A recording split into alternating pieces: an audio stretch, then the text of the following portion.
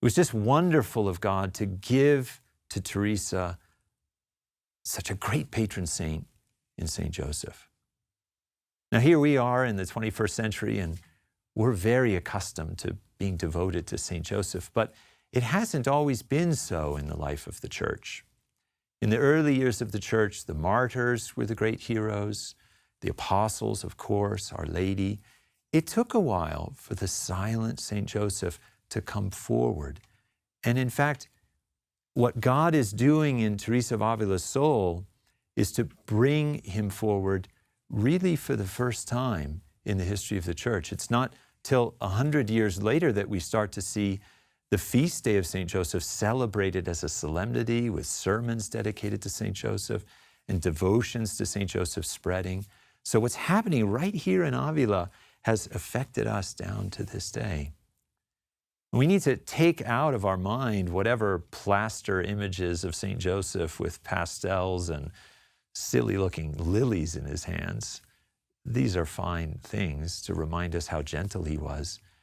But no, for Teresa of Avila, this was the intercessor she needed. Let's consider him as we find him here in Murillo's portrait of the flight to Egypt.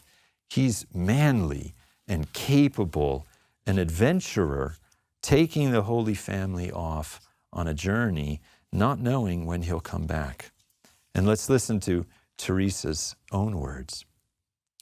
I don't recall up to this day ever having petitioned him for anything that he failed to grant. With other saints, it seems the Lord has given them grace to be of help in one need, whereas with this glorious saint, I have experienced that he helps in all our needs, and that the Lord wants us to understand that just as he was subject to St. Joseph on earth, so in heaven, God does whatever he commands. Isn't this marvelous? This is a spunky saint, right? Of course, she's smart enough. She's got a mind illuminated by grace. She knows nobody commands God. She's speaking tongue-in-cheek here, but with love, right? With love. We're going to run to St. Joseph, and he's going to twist God's arm somehow.